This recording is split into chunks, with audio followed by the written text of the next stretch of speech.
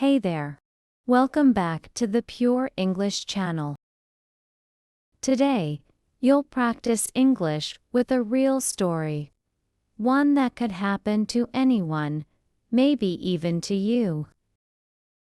So, meet Lucas.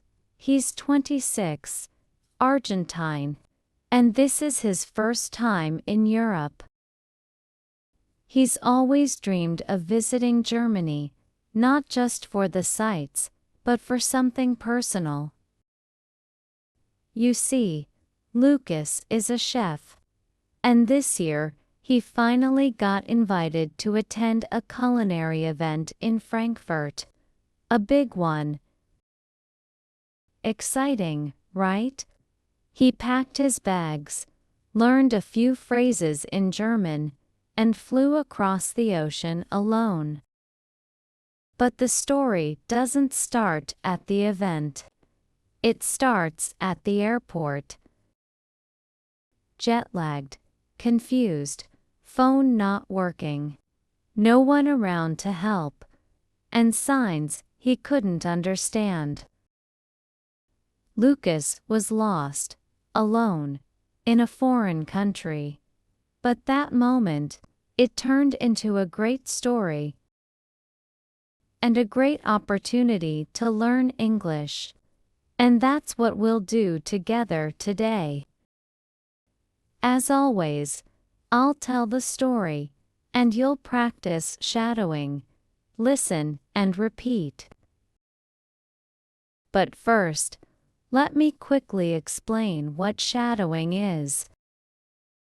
You listen to an audio and repeat out loud, trying to copy the rhythm, the tone, and the way the person speaks. And the best part, you can practice with any kind of content. Today, we'll be using Lucas's story. So grab your headphones and let's get started. Quick reminder, don't forget to subscribe to the channel and leave a like. That way you won't miss any new content and you'll help the channel grow a lot. I had just landed in Frankfurt. I was tired, a bit dizzy, and all I wanted was to grab my luggage and go to my hotel. But the airport was huge, too big. Signs were everywhere, but most of them were in German. I looked for the baggage claim, but instead, I found myself in a hallway, then another hallway, and then an elevator. Okay, I thought. Stay calm. I took out my phone. No signal. Great. I walked back to where I came from, but everything looked the same. I didn't know where I was anymore. I saw a security guard.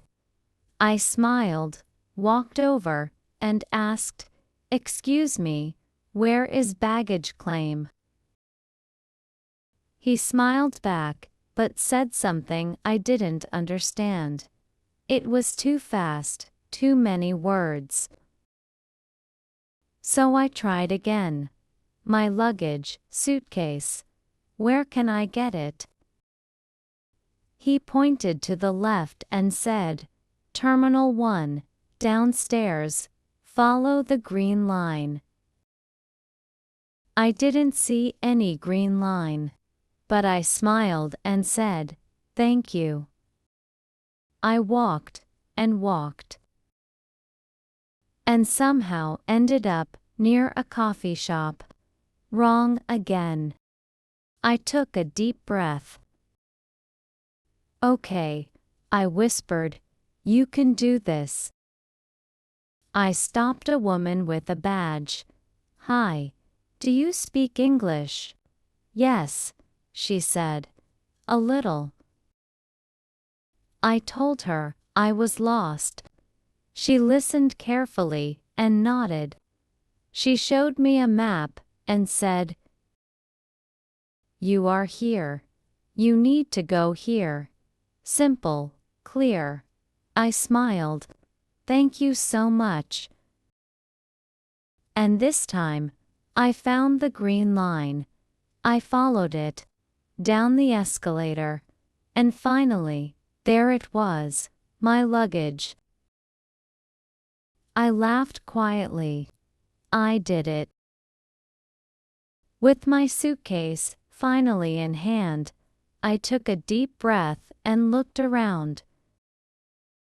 The airport was still confusing, but now, I felt a little stronger. I followed the signs for exit and taxi. This time, they made more sense. On the way out, I stopped at a vending machine and bought a bottle of water. My mouth was dry. I hadn't had anything to drink in hours. Then I found a bench and sat down. I opened my bag to check if everything was there: clothes, phone charger, my toothbrush. Yes, all good. It had been a long morning, and honestly, it wasn't perfect. But I didn't give up. I asked for help. I used the English I knew. And that was enough. He learned that staying calm is just as useful as speaking perfectly. I called a taxi, gave the driver the name of my hotel, and leaned back in the seat. I was tired, but proud. That day, I didn't just survive the airport. I learned something. That day, Lucas learned something more valuable. He found out that staying calm can be just as helpful as perfect English. That simple English works, and that sometimes being lost is how you find confidence. Now it's your turn. Watch the video again and shadow the story. Repeat what I say. Let your voice follow mine. That's how you grow. That's how you build your English, step by step. And if you like this kind of content, you know what to do. Give it a like, leave a comment with your topic suggestions, share it, save the video, and come practice with me in the next one. And remember, what feels hard today will feel natural tomorrow. Just keep going. Thank you so much for practicing with me today. And don't forget to subscribe for more fun and useful English lessons.